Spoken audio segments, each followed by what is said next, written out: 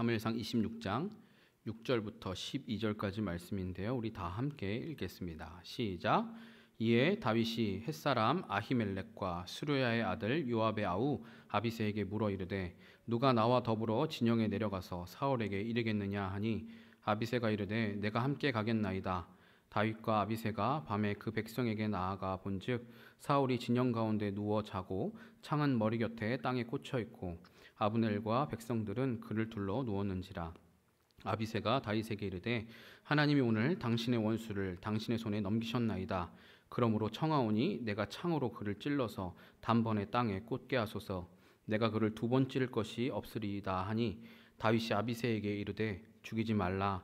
누구든지 손을 들어 여호와의 기름 부음 받은 자를 치면 죄가 없겠느냐 하고 다윗이 또 이르되 여호와께서 살아계심을 두고 맹세하노니 여호와께서 그를 치시리니 혹은 죽을 날이 이르거나 또는 전장에 나가서 망하리라.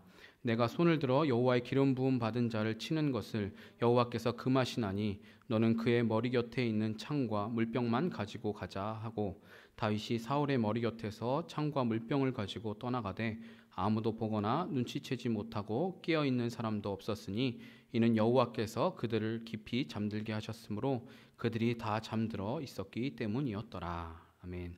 잠시 기도하겠습니다. 거룩하신 하나님, 자비하신 하나님, 살아계신 하나님의 음성을 듣기 원합니다. 이 시간 사람의 입을 통하여서 선포되는 말씀이지만 하나님이 우리에게 주시는 말씀으로 믿고 받기 원합니다. 주의 말씀이 우리 심령에 울릴 때에, 우리의 영혼에 들릴 때에 하나님 그것을 우리의 심령에 새기고 하나님 우리의 행함으로 살아갈 수 있도록 은혜를 더하여 주시옵소서. 전하는 자나 듣는 자나 모두 한 성령 안에서 한 은혜 안에 붙들리게 하시고 부족한 종을 주님께서 붙들어 주셔서 오직 살아계신 하나님의 말씀만이 선포되도록 인도하여 주시옵소서. 오직 주님만 바라보고 의지합니다. 예수님의 이름으로 기도합니다. 아멘. 네, 2021년 마지막 주일입니다. 아쉬운 것도 많고 목표한 것을 다 이루지 못했을 수도 있지만 우리 서로에게 좀 이렇게 마지막이니까, 올해 마지막 주일이니까 서로에게 이렇게 좀 격려하면서 인사했으면 좋겠습니다. 옆에 사람 보시면서 올 한 해 참 수고 많았어, 네, 고생했어, 네, 이런 말들 좀 해주면 좋겠습니다. 혼자 앉아있는 분들 자기 스스로에게 그래 나야 수고했다, 네, 고생했다 이렇게 이야기하면 좋겠습니다. 네, 요즘 코로나 상황 속에서도 극장가에서 가장 많은 인기를 누리고 있는 영화가 있습니다. 뭔지 아세요? 아마 다들 아실 텐데 스파이더맨 노웨이 홈인데요. 이 영화를 보고 오신 분 손 들어보실래요? 혹시 영화 보고 오신 분? 네, 꽤 많이 보고 오셨네요. 네, 한 절반 정도 보신 것 같아요. 저도 보고 왔는데요. 그 톰 홀랜드 배우의 주연의 스파이더맨 3부작 이제 마지막으로 멋지게 이제 마무리를 하는 이번 영화는 저 마블 영화를 참 좋아하는 저에게는 정말 선물과 같은 그런 영화였습니다. 그런데 제가 이번에 이 영화를 보다가 좀 굉장히 인상 깊은 부분이 있었어요. 이게 영화와 관련된 내용이지만 예고편이나 인터뷰에 어느 정도 공개가 돼 있어서 스포일러는 아닙니다. 나 볼 건데 목사님 왜 저런 얘기하지, 불안해하지 마시고 절대로 스포하지 않습니다.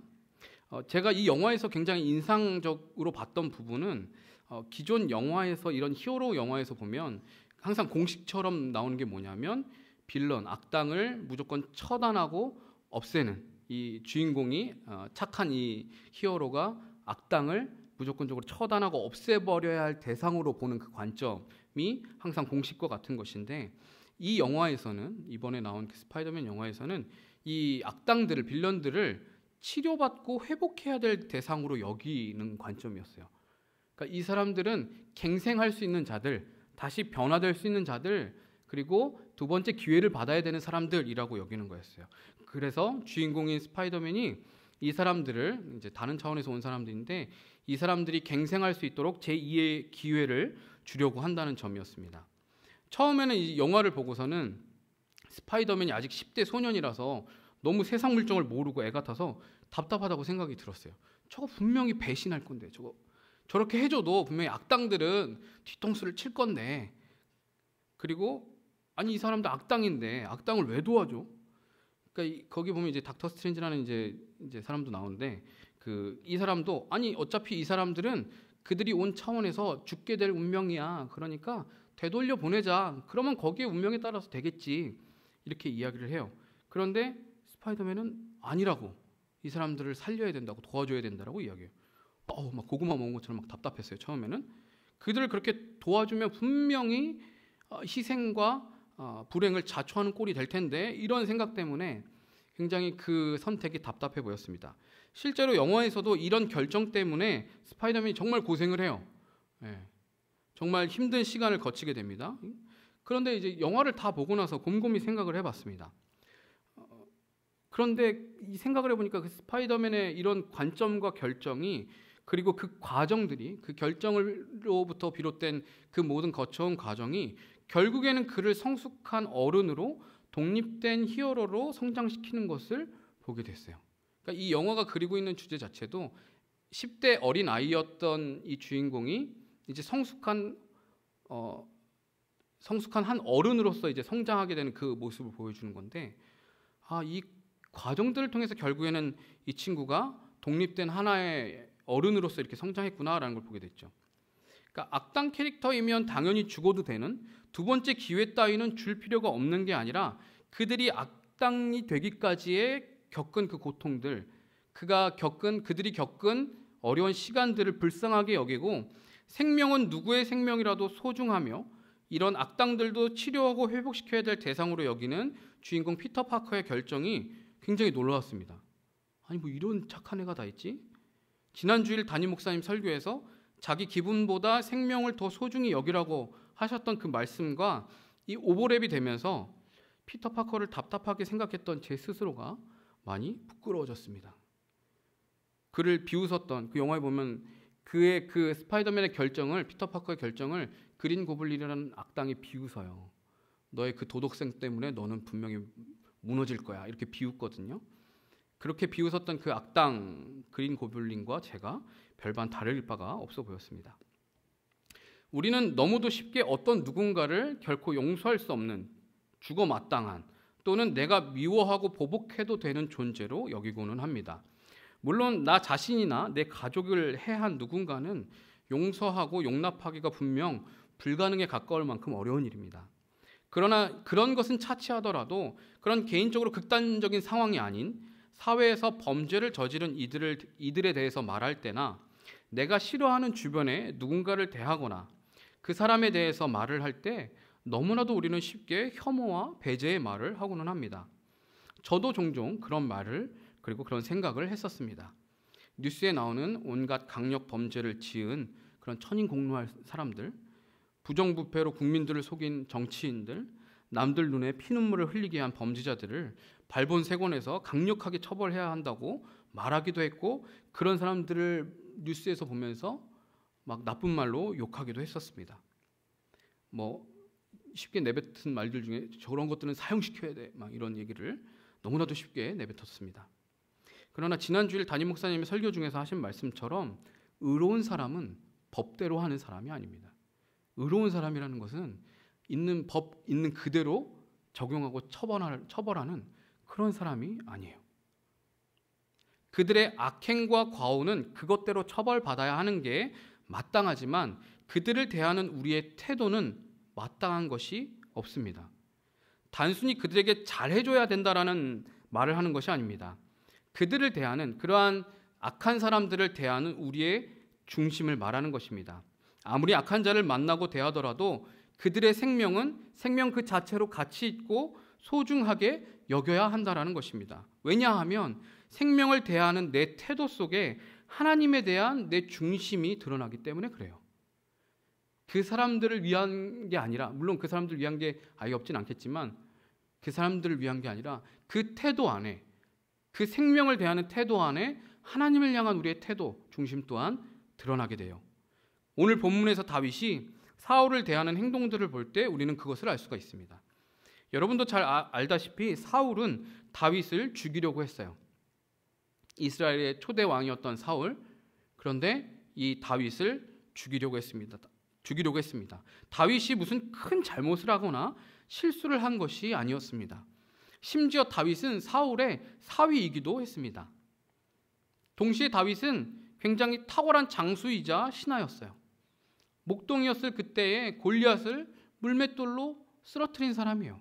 그 이후에도 계속해서 탁월한 장수로서 인정받고 칭찬받는 자였어요. 자기의 왕인 사울에게도 충성을 다하는 자였어요. 그럼에도 불구하고 사울은 다윗을 죽이려고 했습니다. 물론 사울이 악귀에 들린 것도 있지만 사울은 다윗이 자신보다 더 많은 칭찬과 사람들이 인정받는 것을 시기했습니다. 그래서 그는 다윗을 죽이려고 했어요.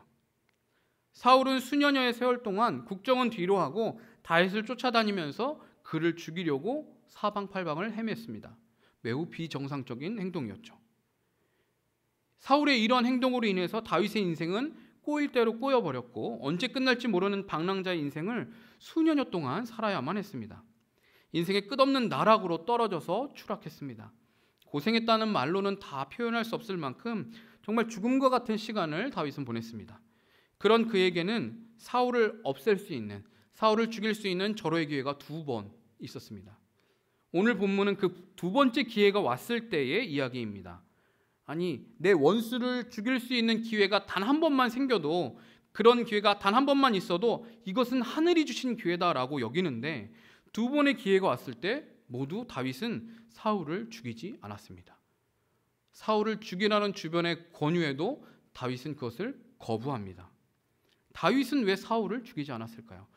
억울하게 자신을 쫓고 죽이려고 하는 그 악한 비정상적인 그 사울을 왜 죽이지 않았을까요? 2번의 사건 모두 다윗을 따르는 그의 사람들은 다윗에게 이것은 하나님이 주신 기회입니다 라고 말을 해요. 또한 다윗은 사울을 죽여도 자신의 떳떳함을 주장할 수 있는 당위성도 있잖아요. 잘못한 게 없으니까. 나를 이렇게 이유 없이 핍박하고 죽이려고 하는데 자신을 위협하는 존재를 막기 위해서 정당방위한 것이라고 말할 수 있잖아요. 내가 살기 위해서 어쩔 수 없었다라고 말할 수 있잖아요. 실제로 그가 사울에게 잘못한 것이 없기도 했고요. 물론 다윗이 사울을 죽인다면 그걸 인정하지 않을 이 사울의 편에 있는 이들이 있겠지만 적어도 하나님 앞에서 다윗은 얼마든지 떳떳할 수 있었어요. 나를 지키기 위해서, 내 가족을 지키기 위해서, 내 사람들을 지키기 위해서 어쩔 수 없다라고 말할 수 있죠. 그럼에도 불구하고 이런 정당 당위성도 있고 어떻게 보면 살기 위해서 그렇게 할 수 있는데 이런 기회가 생겼음에도 불구하고 다윗은 사울을 죽이지 않았습니다. 심지어 첫 번째 기회 때에는 사울을 살려준 거에 대한 어떤 그 증거를 남기기 위해서 사울의 겉옷자락의 끝을 칼로 베어서 가지고 가요. 그런데 그것조차 마음에 찔려 합니다. 앞에 있는 24장에 나오는데요. 다윗이 그 왕의 겉옷 끝자락을 칼로 베어간 그것 때문에도 막 마음에 자책감을 느껴요. 2번째 기회 때는 자고 있는 사울 곁에 있는 창과 물병을 가지고 가죠.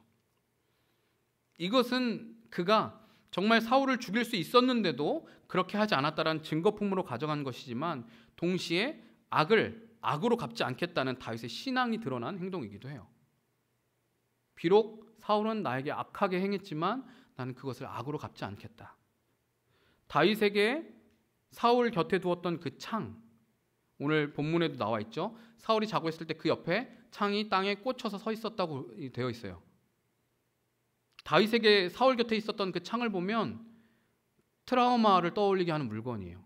왜 그럴까요?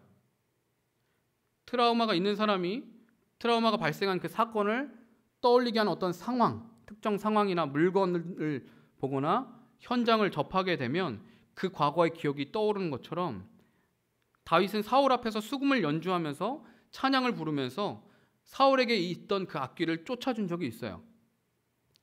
수금을 연주하면서 찬양을 부르니까 사울에게 있었던 그 악기가 나갔다라고 이제 되어 있죠. 근데 그때 이게 너무 증세가 심해지니까 나중에는 사울이 창을 들어서 다윗에게 던져서 다윗을 죽이려고 했던 적이 있어요. 생각해 보세요. 내가 어떤 사람을 도와주고 있어요.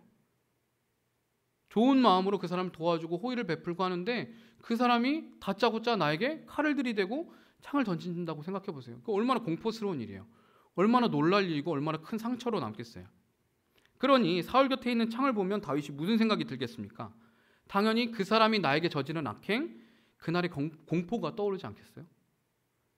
그게 떠오르면서 오히려 더 이 사울을 내가 죽이고 싶다라는 그 마음이 오히려 더 생길 수 있겠죠.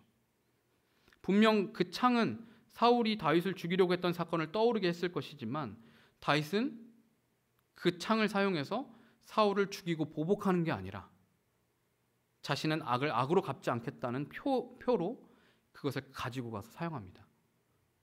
악하게 쓸 수 있는 물건을 선하게, 악한 기억을 떠오르게 하는 그것을 선한 것에 사용하는 것이죠. 다윗이 지금 이 사울의 과거의 그 죄악들을 옹호하거나 정당하게 생각하는 게 아니에요. 뭐 그럴 수도 있지. 그래, 사울이 연약하니까 그렇게 했을 수도 있지. 이렇게 생각하는 게 아니에요. 이런 거는 이렇게 해도 용서받을 수 있어. 이런 생각을 하는 게 아니에요. 다윗이라고 보복하고 싶은 마음이 없었던 것은 아닐 거예요. 그는 10절에서 분명히 말하고 있습니다. 여호와께서 살아계심을 두고 맹세하노니 여호와께서 그를 치시리니 혹은 죽을 날이 이르거나 또는 전장에 나가서 망하리라. 내가 이 사울에게 보복하지 않아도 하나님이 그를 치실 것이다. 그래서 그에게 죽을 날이 이르거나 전장에 나가서 그가 망하게 될 것이다. 사울의 결말이 어떻게 될 것인지에 대해서 다윗은 어느 정도 예측하고 있었어요. 그의 그 죄에 합당한 그 결과로 그의 인생이 어떻게 결론 지어질지 다윗은 알고 있었고 그것을 이야기하죠. 그가 분명 악하고 처벌을 받아야 하는 것은 맞지만 그것은 내가 할 일이 아니라 그 일은 그 심판은 그 처단은 내가 할 일이 아니라 여호와께서 하실 일이라고 공의의 하나님께 맡기는 거예요. 그건 하나님이 하실 일이다. 복수는 나의 것이 아니라, 영어 제목도 있죠. 복수는 나의 것. 그게 아니라, 복수는 나의 것이 아니라 하나님의 것. 하나님께서 하실 일이라고 하나님께 맡기고 있습니다. 이것이야말로 하나님의 주권을 인정하는 행위가 아니고 무엇이겠습니까? 하나님의 살아계심을 인정하는 행동인 것이죠. 또한 다윗은 9절에서 이렇게 말해요. 누구든지 손을 들어 여호와의 기름 부음 받은 자를 치면 죄가 없겠느냐? 나에게는 아무리 악한 사람이라도 원수라도 그가 여호와 하나님의 기름 부음을 받은 자라면 그를 치는 것은 곧 하나님을 반역하고 하나님을 멸시하는 것이라고 여겼던 거예요. 이미 근데 사실 이때에 사울은 하나님께 버림받았다라고 성경에 표현되어 있어요. 사무엘로부터 책망받았고 하나님이 왕을 버리실 것이다, 버리셨다 이런 표현 들었어요. 그럼에도 불구하고 여전히 다윗은 그를 하나님의 기름 부음 받은 왕으로 인정하고 그를 대하고 있어요. 물론 이 하나님의 기름 부음 받은 자를 치는 것이 큰 죄다라고 말하는 것, 이것이 하나님이 사울을 지지해주고 편들어주고 있다. 기름 부었다라는 그 의미가 하나님이 이 사람이 무슨 잘못을 해도 이 사람이 무슨 악을 행해도 하나님 그 사람 편 들어주는 거야. 하나님 그 사람 지지해주는 거야. 이런 의미가 아니에요. 기름 부음 받으면 죄를 지어도 보호받을 수 있다. 이런 의미는 더더욱 아닌 거예요. 하나님이 주시는 기회와 도우시는 은혜는 사울과 다윗 모두에게 동일해요. 하나님은 사울에게도 왕으로 세우시는 은혜를 베풀어 주셨고 그가 하나님의 말씀에 순종할 수 있도록 여러 번 기회를 주셨어요. 자신의 잘못에도 불구하고 하나님 돌이킬 수 있는 기회를 주셨어요. 그러나 사울은 그 기회를, 하나님이 주셨던 그 기회를 자신의 평판과 사람들의 인정을 받는 것을 더 중요하게 여기는 것으로 선택해서 행동한 거예요. 반면에 다윗은 끝까지 하나님을 인정하고 그분께 순종하는 선택과 행동을 한 거예요. 비록 고생은 했지만 12절 후반부에 보면 이는 여호와께서 그들을 깊이 잠들게 하셨으므로 그들이 다 잠들어 있었기 때문이었더라 라고 말씀해요. 다윗과 아비새가 몰래 사울의 진영에 들어가서 창과 물병을 가지고 나오는 게 그게 그냥 이 사람들이 잘 민첩하게 잘 숨어가지고 조용히 소리를 안 내고 가서 잡히지 않은 게 아니라 하나님이 거기에 있는 사람들 깊게 잠들게 하셨기 때문에 다윗을 도와주셨기 때문에 잡히지 않고 이렇게 창과 방패만 가지고 나올 수 있었다라고 말하는 거예요. 하나님이 도와주시고 있다고 성경이 말하고 있잖아요. 하나님이 다윗을 도와주었다. 그럼 하나님이 도와주신 거면 사울을 죽여도 되는 거 아니에요? 하나님이 다윗의 편이 돼서 다윗을 도와주고 있는 거잖아요. 그러면 다윗이 사울을 죽여도 하나님이 내 편이 되시는구나. 하나님 나를 도와주시는구나. 그럼 사울을 죽여야지. 이렇게 생각할 수 있지 않을까요? 이거를 하나님이 다윗으로 하여금 사울을 죽여도 된다고 허락해 주는 것으로 여겨서는 안 되는 거예요. 하나님은 결코 누군가를 미워하고 죽여도 된다고 허락해 주는 그런 분이 아니세요. 성경 어디에 하나님이 그 사람 죽여도 돼 뭐 이런 그런 거 보신 적 있으세요?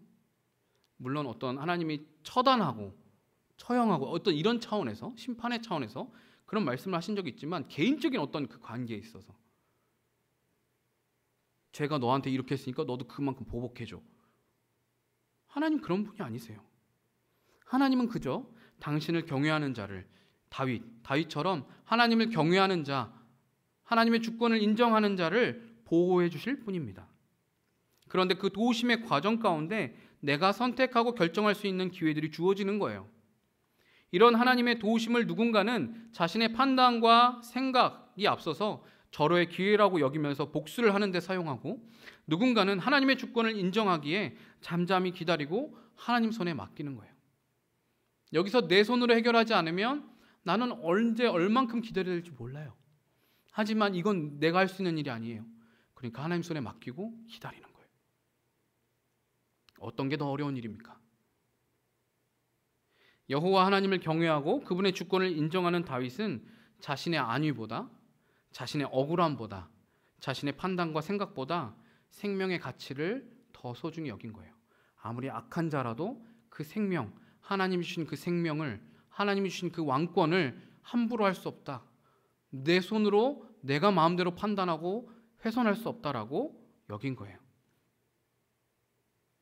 아무리 나에게 잘못하고 극악무도한 자라도 복수하겠다고 그의 생명을 훼손할 권리는 우리에게 없어요. 아무리 악한 자라도 그의 생명을 훼손할 수 있는 권리는 아무에게도 없어요. 오직 생명의 주관자는 하나님이시기 때문에 그래요. 생명을 주관하시는 분, 오직 하나님 한 분에게만 그 주권이 있습니다. 그러므로 생명을 훼손한다는 것은 하나님의 주권에 대한 도전이자 하나님에 대한 멸시인 거예요.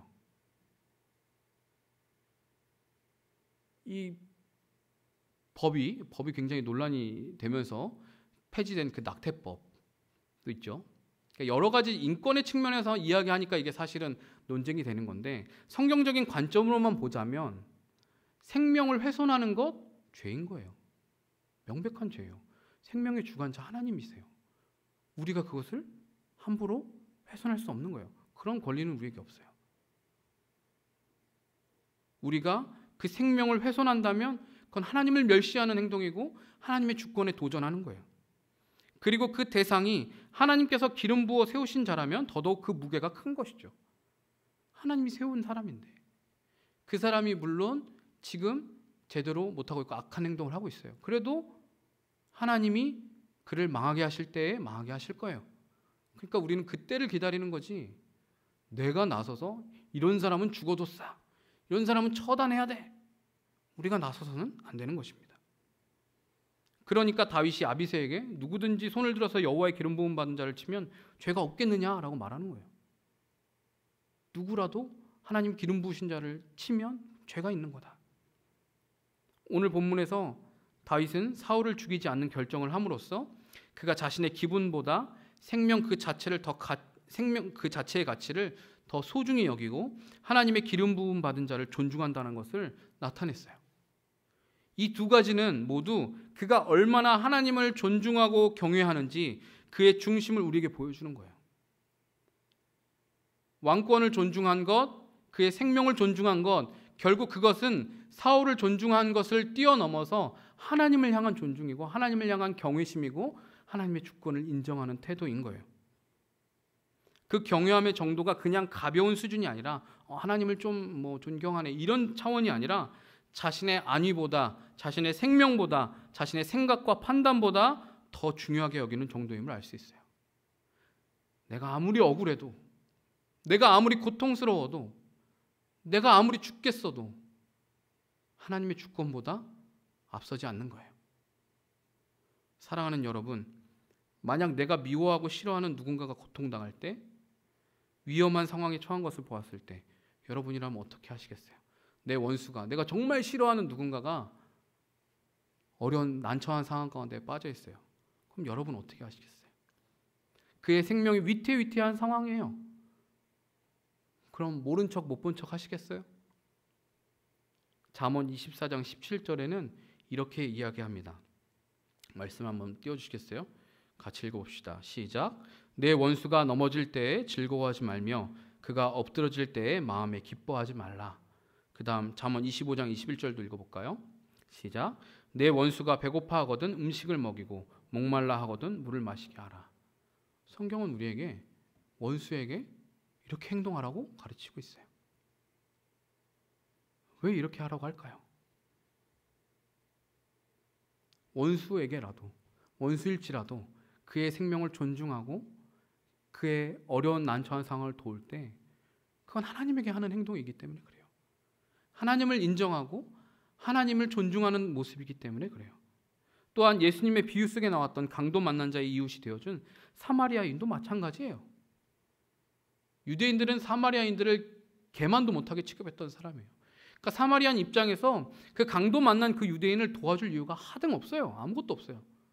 나한테 뭐 도움 준 게 없어요. 오히려 나를 증오의 눈빛으로, 멸시의 눈빛으로 보는 사람이에요. 그런데 그가 죽어가는, 피 흘리며 죽어가는 것을 보고 그게 중요한 게 아닌 거예요. 사마리아인은 다가가서 기름과 포도주를 쏟아서 붓고 그를 치료해주고 자신의 돈을 드리고 돌아오는 길에 내가 와서 나머지 필요한 거 더 보상하겠다. 여관 주인에게 맡기고 생명의 가치가 더 중요한 거예요. 우리는 나의 기분보다, 나의 생각보다, 나의 복수보다 생명의 가치를 더 소중하게 여길 수 있어야 합니다. 아무리 나에게 나쁘게 행하고 악한 사람이라도 그에게 복수하고 그를 심판할 권리는 오직 하나님에게만 있기 때문입니다. 차라리 하나님께 복수해달라고, 하나님께 심판해달라고 부르짖을지언정 자신의 손으로 직접 복수를 하려고 해서는 안 됩니다. 생명의 주권은, 그리고 그 심판의 권한은 하나님에게만 있기 때문에 그렇습니다. 내 손으로, 내 판단으로 그것을 결정하는 순간 그것은 하나님을 멸시하며 하나님의 주권에 대한 도전이 되는 거예요. 하나님이 행하셔야 될 일을 뺏어서 내가 할 거야. 하나님보다 내가 앞서는 거예요. 하나님의 판단보다 내 판단이 앞서는 거예요. 사랑하는 청년 여러분, 우리는 어떻습니까? 내 주변에 내가 마땅히 복수하고 비난하고 증오해도 된다고 여기는 대상이 있지 않습니까? 꼭 죽음으로 피해 복수를 하는 것이 아니더라도 크고 작은 사건을 통해서 내가 미워하고 증오하며 어떻게든 갚아주려고 하는 누군가가 있지 않습니까? 저 사람은 내가 그렇게 해도 마땅해, 당연해 라고 하며 그를 대하고 있지는 않습니까? 어젠가 며칠 전인가 뉴스를 봤는데 그 조두순 씨를 어떤 30대 남성인가 40대 남성인가가 직접 처단하겠다고 집에 경찰 행세를 하고 쳐들어가서 둔기를 가지고 머리를 내리 찍었다고. 뭐 생명의 지장은 없었으나 그렇게 행동을 했다고 해요. 여러분, 그 행동이 정의로워 보이세요? 아무리 그가 악한 자라도 그 사람을 두둔하는 게 아니에요. 그 사람이 옳다고 말하는 게 아니에요. 그건 우리가 할 수 있는 권한이 아닙니다. 나를 힘들게 하는 사람, 나에게 상처 준 그 사람에게 내가 복수하는 것이 아니라 하나님 손에 맡기실 수 있기를 바랍니다. 오히려 그에게 악을 악으로 갚지 않고 선으로 행할 때 하나님께서 저와 여러분을 지키시고 완전한 의의 길로 인도하실 것입니다. 그렇게 하는 자를 하나님이 지키세요. 사울을 죽이지 않기로 결정한 그 다윗을 하나님이 지켜주시잖아요. 그 자리에 있는 잠들어 있는 자들 깊이 잠들게 하셔서 다윗이 그들에게 들키지 않도록 하나님이 보호하시잖아요. 그렇게 그를 지키시고 완전한 의의 길로 인도하시는 분이 하나님이십니다. 결국에 그것이 나를 지키는 선택임을 믿고 오늘도 공의와 정의의 하나님께 내 삶을 맡기는, 원수의 생명도 주님께 맡길 수 있는 저와 여러분 되기를 소원합니다. 나의 기분보다, 나의 생각이나 판단보다 생명의 가치, 그 생명의 가치를 존귀하게 여기는 것이 바로 하나님을 경외하는 것입니다. 생명의 가치를 소중히 여기는 삶이 하나님의 주권을 인정하는 삶입니다. 그리고 그런 자의 삶은 하나님이 반드시 도우시고 하나님도 그를 존귀히 여겨주실 것입니다. 사랑하는 우리 한우리 청년들은 원수를 미워하고 복수하는 것보다 하나님의 주권, 생명의 가치를 더 소중히 여겨서 자신을 지키고 의의 길로 걸어가게 되기를 주님의 이름으로 간절히 부탁드립니다. 우리 함께 찬양하겠습니다. 오늘 이곳에 계신 성령님 찬양인데요.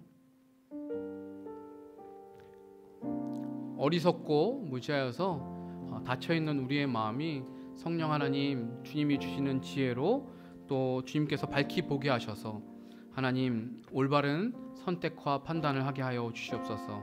하나님 나의 기분보다 나의 생각과 판단보다 하나님 생명의 가치를 더 소중히 여기게 하여 주시옵소서. 내 주변에 내가 미워해도 마땅하다고 생각하는 누군가, 내가 증오하고 미워해도 된다고 복수해도 된다고 여기는 그 누군가를 바라보면서 하나님 나의 행동으로 나의 주먹으로 복수하는 것이 아니라 하나님 손에 맡기고 하나님 생명의 주권이 하나님께 있습니다. 하나님 심판의 그 주권이 하나님께 있습니다. 하나님의 때를 기다립니다 고백하실 수 있는 내가 주님보다 앞서지 않도록 주님 나를 도와주시옵소서. 성령으로 가르쳐 주시고 일깨워 주시옵소서. 그렇게 겸손하게 주님을 기다리는 우리가 되길 원합니다. 같이 찬양합시다. 오늘 이곳에 계신 성령님 우리에게 말씀하시고 우릴 가르치소서. 다시 우리 맘 열어주시고 주의 빛으로 밝혀 우릴 인도하소서. 주님보다 앞서지 않고 겸손하게 주님의 말씀 기다리니 주님 손에 우릴 드립니다. 사랑으로 인도하소서. 한 번 더 오늘 이곳에 계신 성령님 우리에게 말씀하시고 우릴 가르치소서.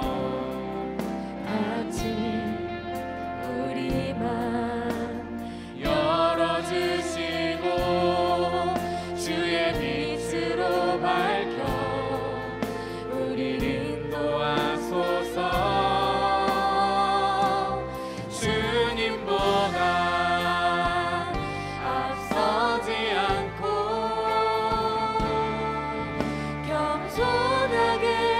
주님의 말씀 기다리니 주님 손에 우릴 드립니다. 사랑으로 인도하소서. 주님보다 앞서지 않고 주님보다 앞서지 않고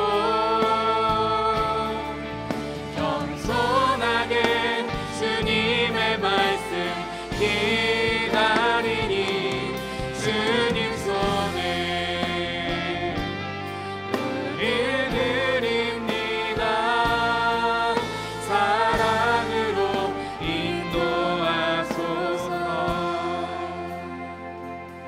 함께 기도하겠습니다. 이 시간 기도할 때 여러분에게 원수 같은 대상, 나를 힘들게 하고 상처 줘서 복수하고 싶은 대상이 있다면 이 시간 좀 그 사람을 놓고 기도하겠습니다. 하나님, 내 마음은 그를 미워하고 그 사람이 잘못되고 망하길 바랍니다. 그러나 하나님 생명의 주권자는 하나님이신 것을 내가 믿습니다. 내가 보복하는 것이 아니라 하나님께서 판단하여 주시기를 바랍니다. 하나님 손에 맡겨드립니다.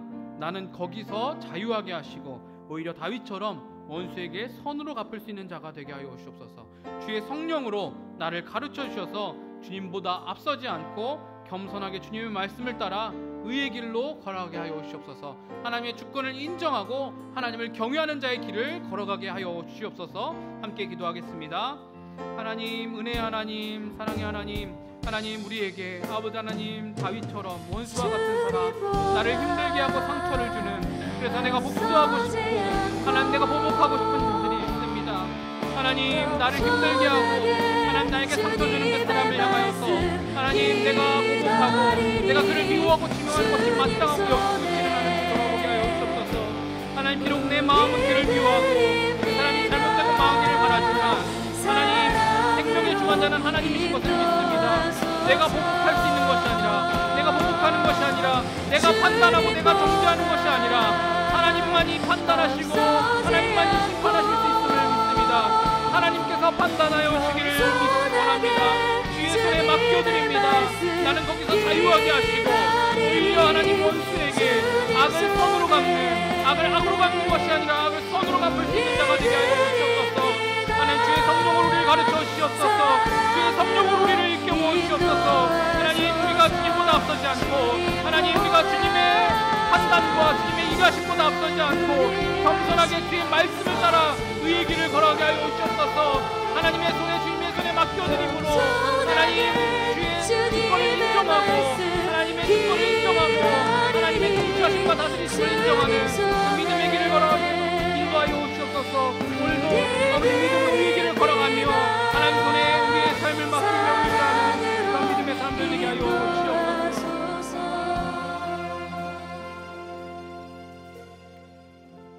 하나님, 우리의 삶을 돌아볼 때 참 이러한 저러한 사람들을 만나면서 우리가 때로는 상처받고 또 힘들 때가 있습니다. 하나님, 때로는 그런 사람들이 내 가까이에 있기도 하고 또 잠깐 만나는 누군가이기도 할 수 있지만, 하나님 나에게 원수 같은 그 사람, 나를 힘들게 하고 상처를 줘서 정말 복수하고 싶은 그 대상이 있다면 하나님 우리에게 그들을 바라볼 때 하나님의 시선으로, 하나님의 마음으로 바라볼 수 있는 은혜를 허락하여 주시옵소서. 하나님, 비록 우리의 마음은 그들을 미워하고 또한 그가 잘못되고 망하기를 바라지만, 하나님 우리의 믿음의 고백과 결단은 하나님이 생명의 주관자이심을 믿는 것임을 고백합니다. 하나님, 주님이 우리의 생명의 주관자 되시고 하나님 주님이 유일한 심판자 되심을 믿습니다. 내가 보복하는 것이 아니라 하나님께서 판단하여 주시기를 원합니다. 주님의 손에 맡겨드립니다. 하나님, 우리는 그 판단에서 자유하고 겸손하게 주님 앞에 엎드린 자들 되게 하여 주옵소서. 다윗처럼 원수에게 하나님 선으로, 악을 선으로 갚는 자가 되게 하여 주시옵소서. 주의 성령으로 하나님 우리를 가르쳐 주시고 일깨워 주셔서 하나님 우리가 주님보다 앞서지 아니하고 겸손하게 주님의 말씀 앞에 순종함으로 의의 길을 걸어가게 하여 주시옵소서. 우리의 삶으로 하나님의 주권을 인정하며 하나님의 통치하심을 인정하는 믿음의 고백, 의의 길을 걸어가는 자들 되게 하여 주시옵소서. 우리를 그렇게 인도하시고 함께 하실 주님을 믿고 바라보고 의지하며 예수님의 이름으로 기도합니다. 아멘. 이제는 우리 주 예수 그리스도의 은혜와 하나님 아버지의 놀랍고 크신 사랑과 성령 하나님의 교통하심과 기름 부으심이, 생명의 가치, 그 생명의 주권이 하나님께 있음을 고백하며 내가 복수하지 않고 내가 판단하지 않고 겸손히 주님 앞에 엎드려 주님의 손에 맡기기로 결단하는 사랑하는 우리 청년들 머리머리 위에, 우리의 성도들 머리머리 위에 이제로부터 영원토록 함께 있을지어다. 아멘.